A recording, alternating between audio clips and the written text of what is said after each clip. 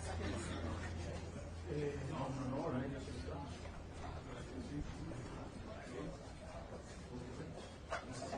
Second group.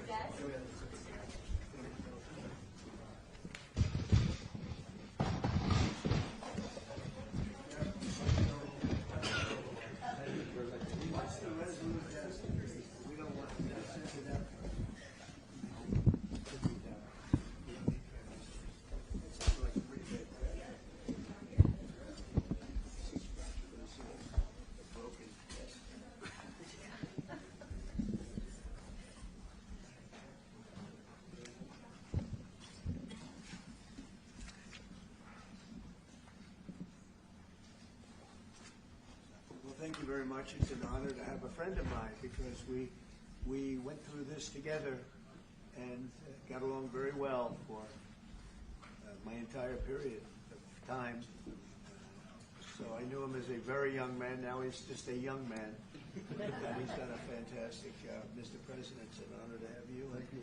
You're doing incredibly for your country. And we appreciate working with you because you want to stop crime, and so do we. And it's very, very effective. And I want to just say hello to the people of El Salvador and say they have one hell of a president. Okay, and I mean that, and I know him well. I know him as a very young man, Marco, even younger than you. You know, he started pretty young. He'll always be younger. Young at heart. But I want to thank you for the great job you're doing. I appreciate it very much. Thank you.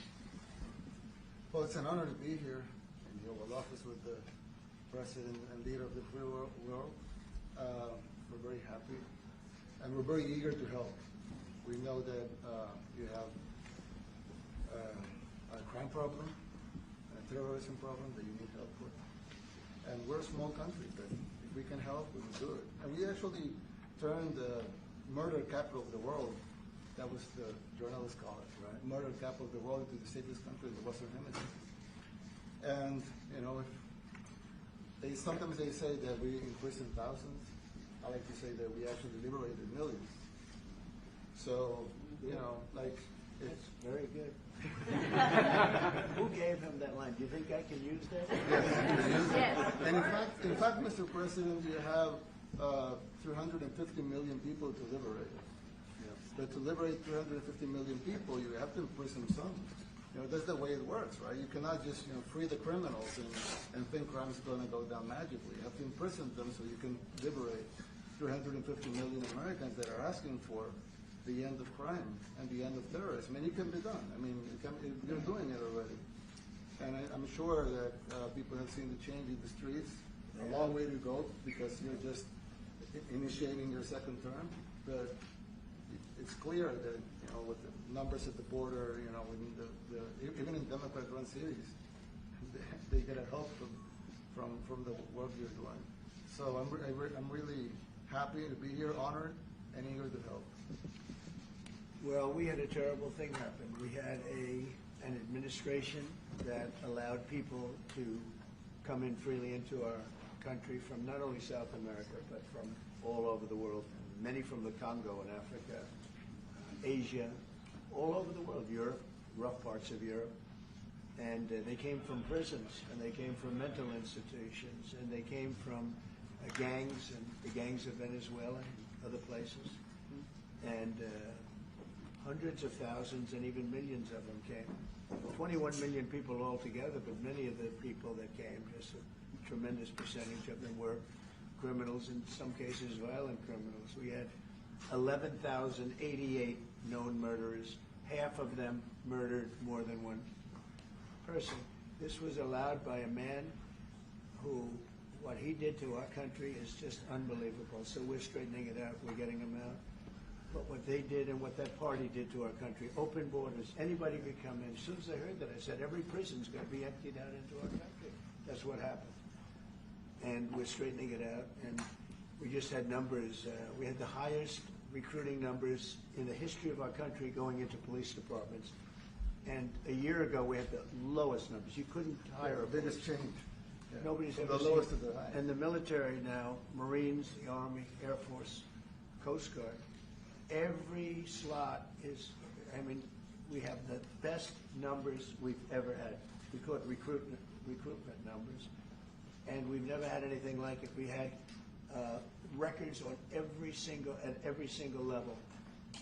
But very important, the policemen. The policemen are joining forces now that we're having a hard time with policemen because we weren't protecting our police. Yeah. And we cherish our police. The police are great, and the firemen and everybody else. But we have the highest numbers that we've ever had, the most enthusiasm. Great enthusiasm on trade and other things. We're doing great. We're taking in billions and billions of dollars. We made 2 weeks ago, I gave them a little bit of a pause because, you have to show a little flexibility. We go back to what we have to do. The markets have been very strong once they got used to it. But we were losing $2 billion a day. There's no company big like this. But this is the biggest deal ever made. Now we're making $3 billion a day. We're a great country, but we had stupid people running this country, and I can say it. But what they've done to us at the border should never and can never be forgotten. It's a sin, what they did, and you are helping us out, and we appreciate it. Actually, what you're doing with the border is remarkable. It has dropped, 95%? It's incredible. Okay. As of this morning, 99%, 99.1% to be exact. Why are those numbers not in the media? Well, they get out with the fake news, like CNN.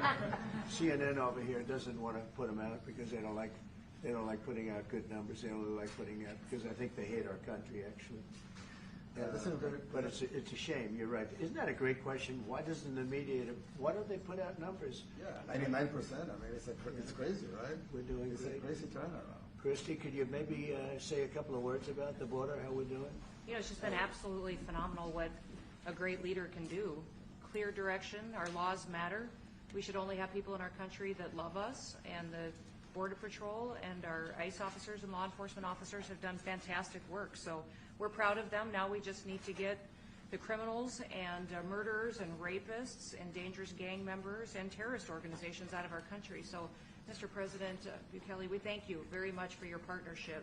It has been wonderful for us to be able to have somewhere to send the worst of the worst and someone to partner with. And we'd like to continue that partnership because it's been a powerful message of consequences. Mr. President, you wanted people to know that there was consequences if you break our laws and harm our people and endanger families. And this is a clear consequence for the worst of the worst that we have somewhere to put them. Thank you very much. Yeah, we even had this gang member from Venezuela, one of the ones you sent, and we interviewed him just to get some information, etc. from them.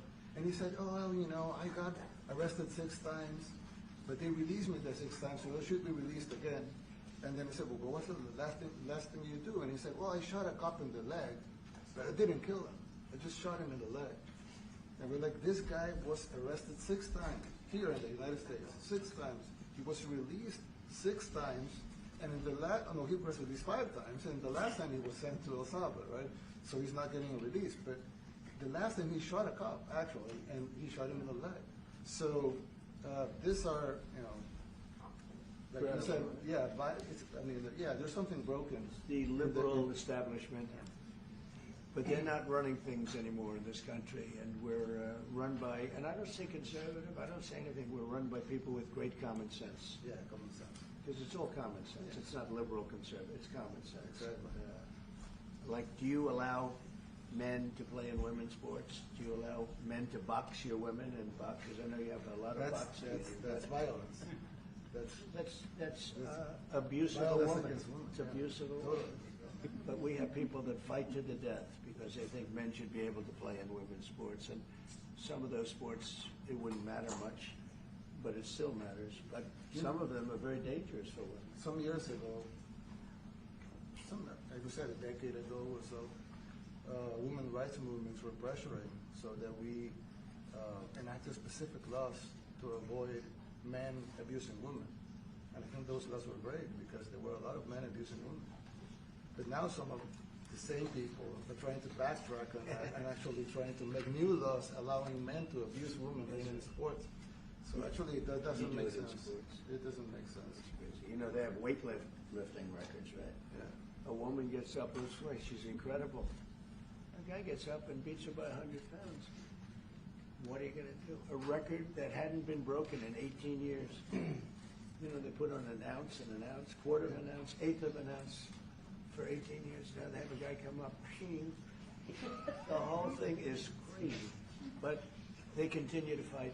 And I don't like talking about it because I want to save it for just before the next election. I said to my people, don't even talk about it because they'll change.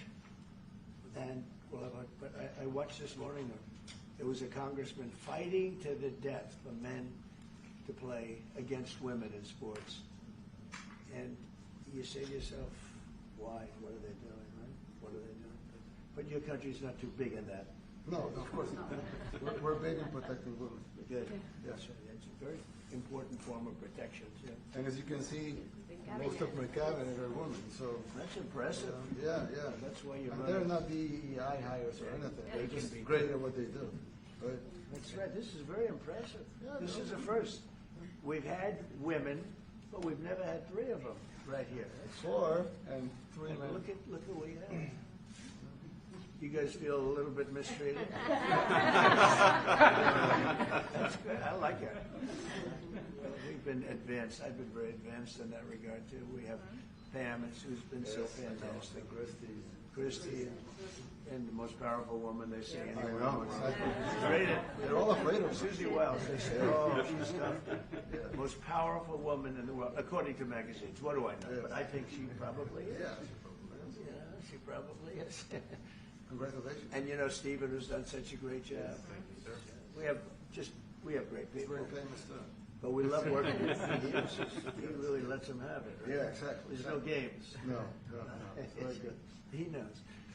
Do you have any questions, please? President Trump? No, let's not start Mr. with President. CNN because they're just so Mr. President. wrong. Yeah, please. Yeah, thank you, Mr. President. You repeatedly mentioned last night that Russia's attack on Ukraine was a mistake. What is the exact mistake? And have you given Putin a deadline to actually move toward a ceasefire? The mistake was letting the war happen. If Biden were competent, and if Zelensky were competent, and I don't know that he is. We had a rough session with this guy over here. He just kept asking for more and more. That war should have never been allowed to happen. That war, I went 4 years and Putin wouldn't even bring it up. And as soon as the election was rigged and I wasn't here, that war started. There was no way that war should have been allowed to happen. And Biden should have stopped it. And you take a look at Putin. I'm not saying anybody's an angel. But I will tell you, I went 4 years and it wasn't even a question. He would never, and I told him, don't do it. You're not going to do it. And it was the apple of his eye, but there was no way that he would have done it. All you had to do is lower oil prices. If you lowered oil prices, Biden kept the prices so high because he made it impossible to get it. If you lowered oil prices, you would have never had the war. But you wouldn't have had it with me anyway. That war would have never happened. And I think it's a great abuse. So now what do? You get a country where 25% of its land is gone, and the best locations, where millions of people are killed. You know, you haven't reported accurately the death. And this was Biden's war, and I'm trying to stop it. And I think we're going to do a good job. I hope we're going to do it. They lose 2,500 young people a week, think on average. Now, they're Russians and they're Ukrainians, but it's 2,000. We don't care. It's like whatever it is. They're not from your country, they're not from mine, but I want to stop it. 2,500, it's a killing field. It's like the Civil War. You take a look, I look at the satellite pictures. This should not be happening in our time. Of course, our time can be pretty violent, as we know. But that's a war that should have never been allowed to start. And Biden could have stopped it, and Zelensky could have stopped it, and Putin should have never started it. Everybody's to blame. Have you spoken to President Zelensky, sir, about his offer to purchase more Patriot missile batteries? Oh, I don't know. He's always looking to purchase missiles. You know, he's against. Listen, when you start a war, you got to know that you can win the war, right? You don't start a war against somebody that's 20 times your size, and then hope that people give you some missiles. If we didn't give them what we gave, remember, I gave them javelins That's how they won their first big battle with the tanks that got stuck in the mud, and they took them out with javelins. They have an expression that Obama at the time, Obama gave them sheets and Trump gave them javelins. But just something that should have never happened. It's a really shame. The towns are destroyed. Towns and cities are, largely destroyed. They have the spires, the beautiful spires that go up.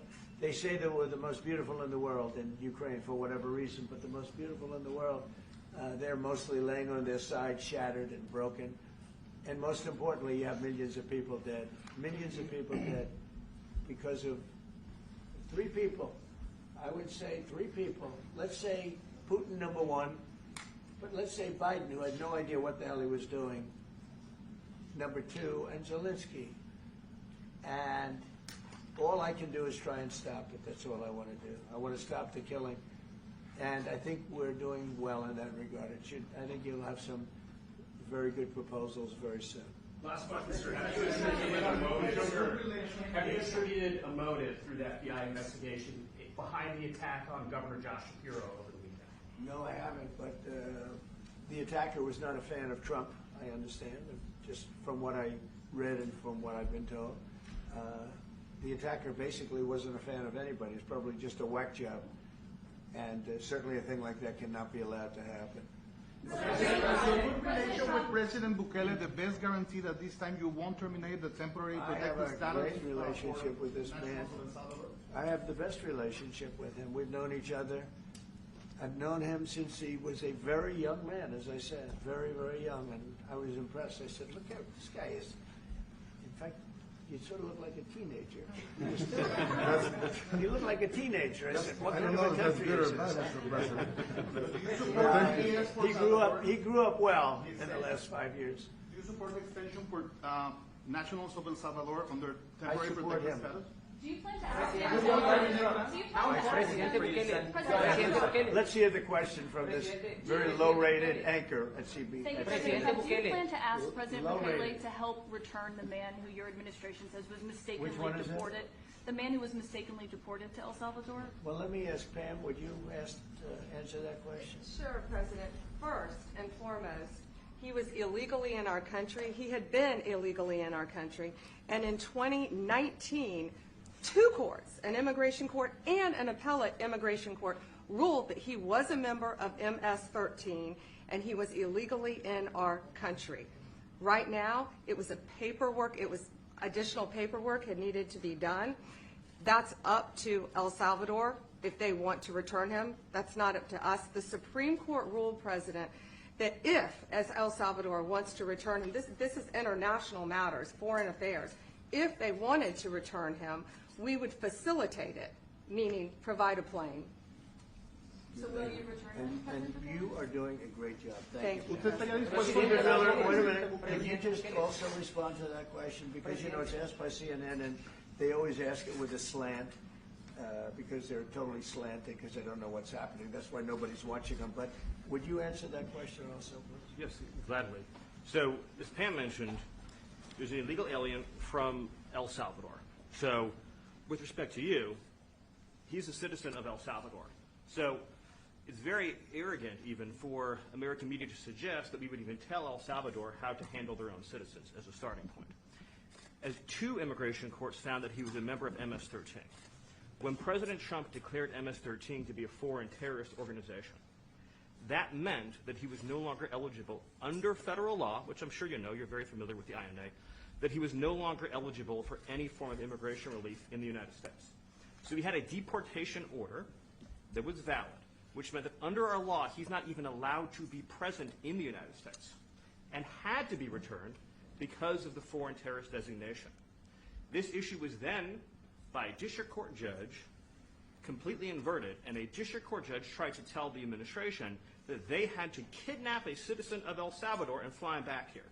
That issue was raised to the Supreme Court, and the Supreme Court said the district court order was unlawful, and its main components were reversed 9-0 unanimously, stating clearly that neither Secretary of State nor the President could be compelled by anybody to forcibly retrieve a citizen of El Salvador from El Salvador who again is a member of MS-13, which is, I'm sure you understand, rapes little girls, murders women, murders children, is engaged in the most barbaric activities in the world, and I can promise you, if he was your neighbor, you would move right away.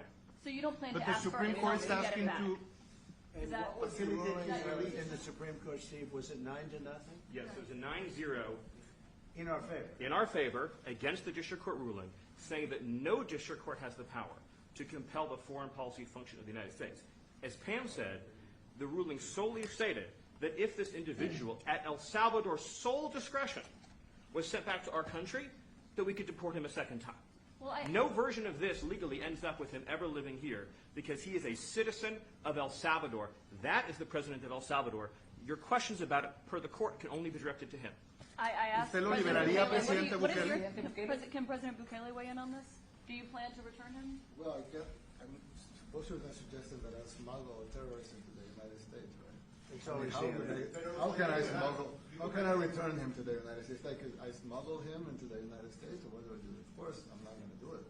It's like, the question is preposterous. How can I smuggle a terrorist into the United States? I don't have the power to return him to the United States. but you can release him inside El Salvador. Yeah, but I'm not releasing, we're not very fond of releasing terrorists into our country. I mean, we just turned the murder capital of the world into the safest country of the Western Hemisphere, and you want us to go back into releasing criminals so we can go back to being the murder capital of the world? No, that's not going to happen. Well, they'd love to have a criminal, Yeah, released into our I mean, country. there's a fascination. They would love it. Yeah. They're sick, these are sick people. Marco, do you have something to say about that? Yeah, I mean, Stephen outlined it. I don't understand what the confusion is. This individual is a citizen of El Salvador. He was illegally in the United States and was returned to his country. That's where you deport people, back to their country of origin. Except for Venezuela, that wasn't refusing to take people back, or places like that. I can tell you this, Mr. President. No, the foreign policy of the United States is conducted by the President of the United States, not by a court. And no court in the United States has a right to conduct the foreign policy of the United States. It's that simple. End of story. And that's what the Supreme Court held, by the way, to Marco's point. The Supreme Court said exactly what Marco said, that no court has the authority to compel the foreign policy function of the United States. We won a case 9-0, and people like CNN are portraying it as a loss, as usual, because they want foreign terrorists in the country who kidnap women and children. But President Trump, his policy is foreign terrorists that are here illegally get expelled from the country, which, by the way, is a 90-10 issue. Well, Mr. President, you said that if the Supreme Court said someone needed to be returned, that you would abide by that. You said that on Air Force One just a few days ago, and they said that it must be facilitated. Why don't you just say, isn't it wonderful that we're keeping criminals out of our country? Why can't you just say that? Why do you go over and over, and that's why nobody watches you anymore. You have no credibility. Please, go ahead. President Trump, thank you so much. How many illegal criminals are you planning on exporting to El Salvador? And President Bukele, how many are you willing to take from the U.S.? As many as possible. And I just asked the president, it's this massive complex that he built, jail complex. I said, can you build some more of them, please? As many as we can get out of our country that were allowed in here by incompetent Joe Biden through open borders. Open borders. You probably hear open borders and you can't even understand it because nobody can understand it. Nobody smart or with common sense can understand it. So we have millions of people that should not be in this country that are dangerous. Not just people, because we have people, but we have millions of people that are murderers, drug dealers. They've been allowed to come into our country by other countries that were very smart. When they heard that this very low IQ president, and by the way, I took my cognitive exam as part of my physical exam, and I got the highest mark, and one of the doctors said, sir, I've never seen anybody get that kind of, that was the highest mark. I hope you're happy with that, although they haven't been bugging me too much to take a cognitive, but I did do my physical and it was released. I hope you're all happy with it. I noticed there's no question, so probably you are. But the cognitive, they said to me, sir, would you like to take a cognitive test? I said, did Biden take one? No. Did anybody take one? No, not too many people took it.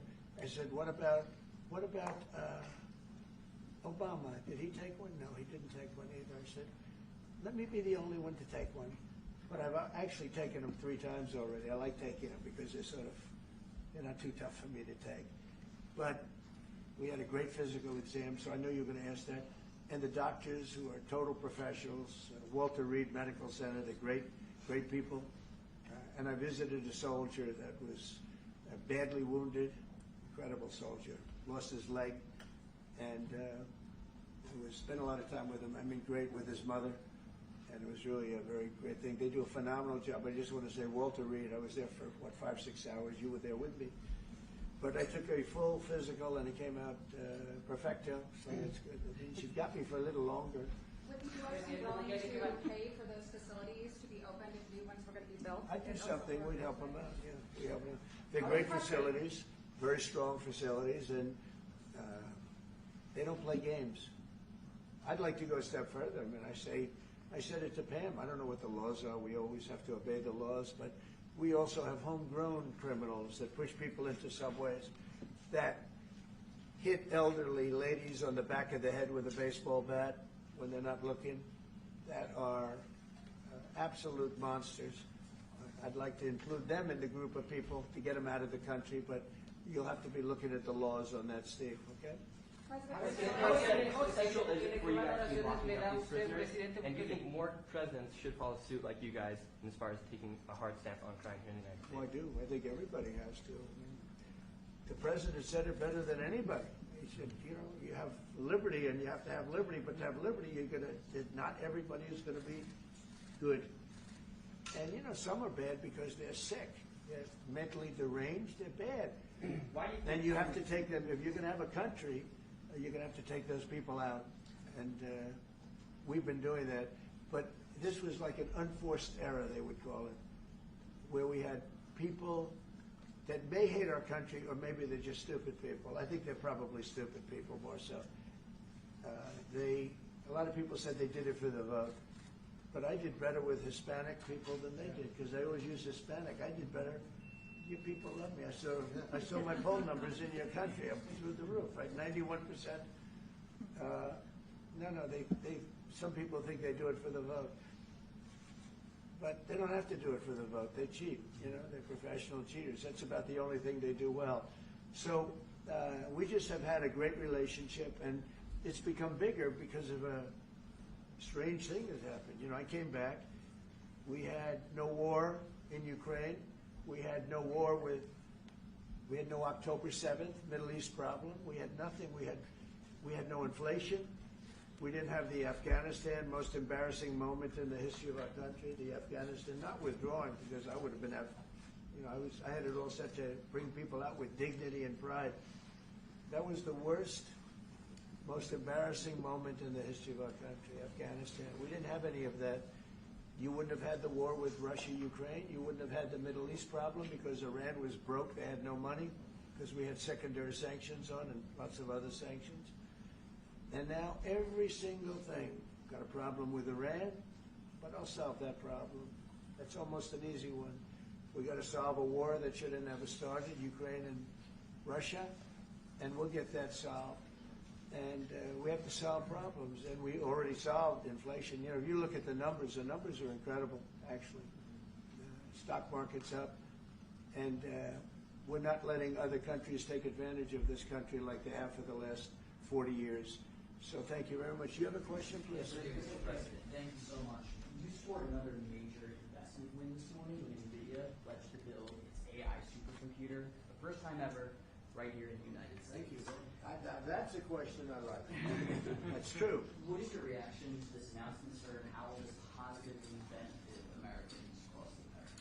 Well, it's one of the biggest announcements you'll ever hear, because NVIDIA, as you know, controls that almost the entire sector, which is one of the most important sectors in the world, between chips and semiconductors and everything else. And they're the biggest. And the other biggest we already have coming in is spending $300 billion, as you know. They announced 2 weeks ago. But NVIDIA is so highly respected. And this was an announcement that a lot of people, I knew it was going to happen, but not to the extent that it happened. It's big. And the reason they did it is because of the election on November 5th and because of a thing called tariffs, as I say, the most beautiful word in the dictionary. After love, God, relationship. The press actually hit me and said, tariff is the most beautiful word in the dictionary. What about family, love, God? So I got hit even on that. You understand? I said, okay. So now I say it's my 5th most favorite word because they get you on anything.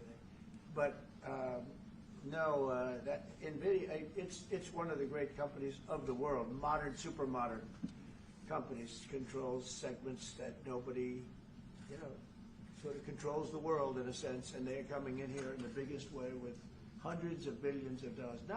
Not like millions of dollars, hundreds of billions of dollars, and I'm honored by it. And I want to thank Jensen and all of the people that we deal with. They're great people, they're brilliant people. And without tariffs, they wouldn't be doing it. Okay. Thank you very much. Yeah, Are please. you considering additional sanctions against Russia after their latest attack? And do you have an update on the rate and when you might announce Well, I semiconductor already have tariffs? sanctions on Russia. I put them there. If you remember, Nord Stream 2, that's the big pipeline that goes through Europe. I stopped it. That's Russia's pipeline, the largest pipeline, I think, in the world. Goes to Germany. And I stopped it. And when Biden came in, he approved it. And then they say, oh, I'm friendly with Russia. No. Putin said, if you're my friend, I'd hate to see you when you're my enemy. I stopped the biggest economic job they ever had. I stopped it cold, right? It was dead. You know that, right? And Biden came in and he immediately approved it. What was that all about? And it's a pipeline that takes care of a lot of the needs. Now, it was a very controversial thing, but I stopped it, and Biden approved it. Question? On tariffs, No, not you. Not you. We also have an update today on potential semiconductor tariffs and potentially pharmaceuticals. What? Semiconductor tariffs and potentially pharmaceuticals. Any update on Pharmaceuticals, that? we're going to do.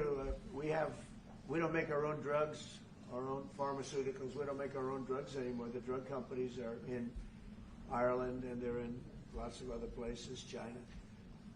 And all I have to do is impose a tariff. The more, the faster they move in. The higher the tariff, is very simple. It's inversely proportional. The higher the tariff, the faster they come. And we're going to be doing that. That's going to be like we have on cars. We have, as you know, a 25% tariff on cars. We have a 25% tariff on steel and aluminum. And that's what that category fits right now. Do you have a percentage in mind and a timeline? I have a timeline, not too distant future.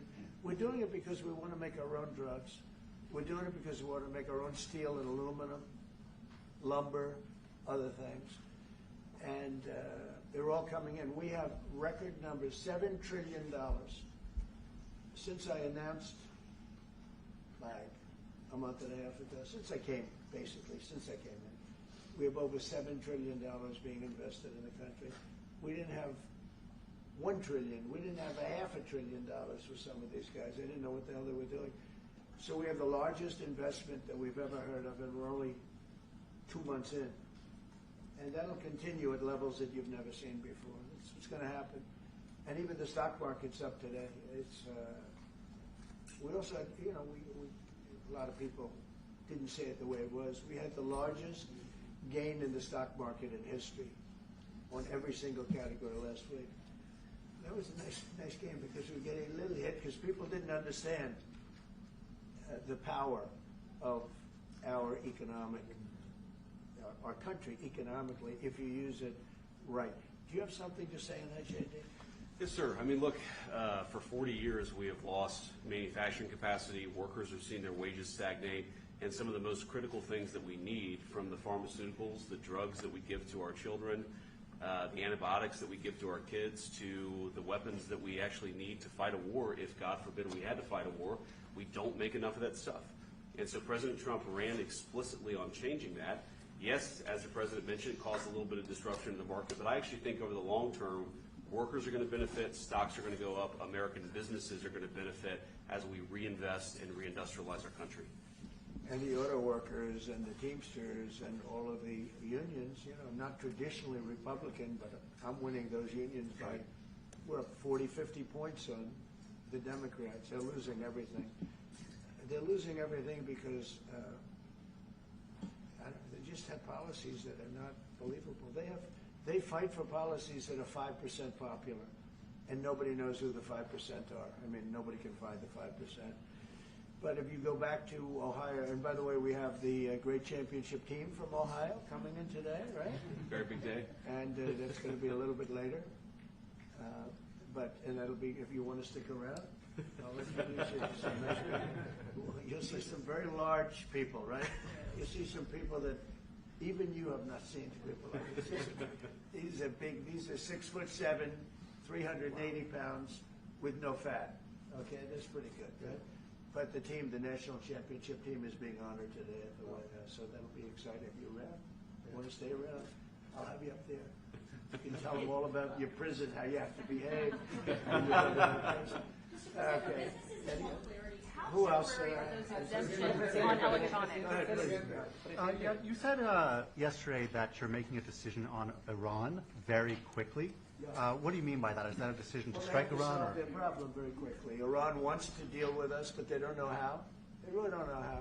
We had a meeting with them on Saturday. We have another meeting scheduled next Saturday. I said, that's a long time. You know, that's a long time. So I think they might be tapping us along.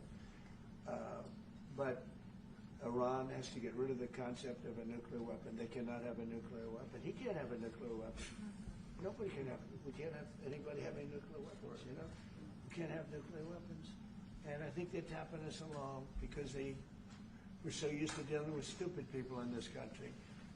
And I had Iran perfect. You had no attacks. You would have never had October 7th in Israel, the attack by Hamas, because Iran was broke. They were stone cold broke when I was president. And I don't want to do it. I want them to be a rich, great nation. The only thing is, one thing, simple. It's really simple. They can't have a nuclear weapon. And they got to go fast because they're fairly close to having one. And they're not going to have one. And if we have to do something very harsh, we'll do it. And I'm not doing it for us, I'm doing it for the world. And these are radicalized people, and they cannot have a nuclear weapon. Does that include a potential strike on Iranian nuclear facilities? Of course it does. And just a follow-up question, a clarification. You mentioned that you're open to deporting individuals that aren't foreign aliens, but are criminals, to El Salvador. Does that include potentially U.S. citizens fully naturalized Americans? If they're criminals and if they hit people with baseball bats over their head that happen to be 90 years old, and if they rape 87-year-old women in Coney Island, Brooklyn, yeah, that includes them. What, do you think there's a special category of person? They're as bad as anybody that comes in. We have bad ones too. And I'm all for it because we can do things with the president for less money and have great security. And we have a huge prison population. We have a huge number of prisons, and then we have the private prisons, and some are operated well, I guess, and some aren't. But he does a great job with that. We have others that we're negotiating with too. But no, if it's a homegrown criminal, I have no problem. Now, we're studying the laws right now. Pam is studying. If we can do that, that's good. And I'm talking about violent people. I'm talking about really bad people. Really bad people. Every bit as bad as the ones coming in. And I made the statement when I heard about this a long time ago now, 4 years ago. When I heard that this guy was having open borders, I said every single criminal from all over the world is going to be dumped into our country. And that's what happened. The jails of the Congo were emptied out. The jails of Venezuela were emptied out. And you know what happened? Their crime went way down. But now Venezuela has other problems. You know what the problem is? They have no money. Yeah. Because I shut off their oil, and we put secondary tariffs because they're not doing what's right over there. They know what to do. We spoke to them. I spoke to them. They know what to do. But they have no money. Venezuela has no money. But Iran had no money. And Iran behaved so beautifully. And then Biden took all those secondary tariffs on. I told China, you can't buy oil. If you buy oil from Iran, China, I told it to President Xi, then we no longer want you to do business with the United States of America. And those ships disappeared from that harbor so quickly. China. Get along great with China. Are the talks with Iran productive? Do you want to continue that? the talks with Iran, do you believe those are productive? Do you want to continue that? I think Iran could be a great country as long as it doesn't have nuclear weapons. If they have nuclear weapons, they'll never get a chance to be a great country. They will never get a chance. It won't even come close. Sir, Yeah. Yeah. Yesterday you mentioned short-lived product exemptions. Which specific products are you considering, and how long is short-lived? Weeks, months? I'm looking at something to help some of the car companies where they're switching to parts that were made in Canada, Mexico, and other places, and they need a little bit of time because they're going to make them here, but they need a little bit of time. So I'm talking about things like that. What about any Apple products, other cell phones? Look, I'm a very flexible person. I don't change my mind, but I'm flexible. And you have to be. You just can't have a wall and you'll only go. No, sometimes you have to go around it, under it, or above it. There'll be maybe things coming up. I speak to Tim Cook. I helped Tim Cook recently, and that whole business. I don't want to hurt anybody. But the end result is we're going to get to the position of greatness for our country. We're the greatest economic power in the world if we're smart. If we're not smart, we're going to hurt our country very badly. We lost with China over the Biden years trillions of dollars on trade. Trillions of dollars. And he let them fleece us. And we can't do that anymore. And you know what? I don't blame China at all. I don't blame President Xi. I like him. He likes me. I mean, who knows? Who the hell cares? Do you have any updates on talks? But you know with what? China? What? Do you have any updates with talks with China? Let me just tell you this. I don't blame China. I don't blame Vietnam. I see their meeting today. Is that wonderful? That's a lovely meeting. They're meeting, like trying to figure out how do we screw the United States of America. Don't forget, the European Union was formed to do just that. The European Union was formed to hurt the United States and on trade. And they get us on NATO because they don't pay their bills. But now, since I got involved, they have been paying their bills. I took in over $600 billion for NATO. Nobody took in anything. I mean, they were all delinquent. They had 8 nations out of 28 paid their bills. The rest of them were way delinquent. And I said, if you don't pay your bills, we're not going to protect you anymore. And the money poured in over 600. The Secretary General last week made that statement. He said, I've never seen anything like it. We couldn't get anybody to pay because the United States was footing the bill for NATO. Well, we got hurt there, and we got hurt on trade, likewise, European Union. And they've got to come to the table. And they're trying to. They're trying to. But the European Union has taken terrible advantage. They don't take our food products. They don't take our cars. We have millions of their cars, BMW, Volkswagen, Mercedes-Benz, many others. They come in by the millions. They don't take, there are no Chevrolets in Munich, I can tell you that. I said to Angela Merkel when she was there, as she was letting millions of people infiltrate Germany, which was not so good from, we would call them illegal immigrants, but she made them legal.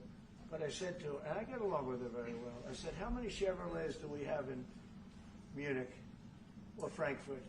Why, none, Donald, none. I said, you're right. And yet we take in millions and millions of cars. No, those days are over. Okay, thank you very much, everybody. Thank you, guys. Thank you, guys. Thank you, guys. Mr. President, can you comment on the FTC's case against Meta and Mark Zuckerberg? Thank you, press. Thank you, Naive. Thank you. Thank you, press. Let's go. Thank you. Let's go.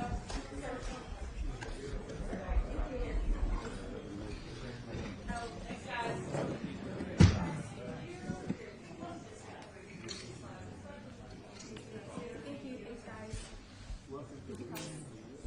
Thank you, press. Thank you, press. Keep coming. Keep going. Keep going. Keep going. Keep going. Thank you. Thank you. Thanks, guys.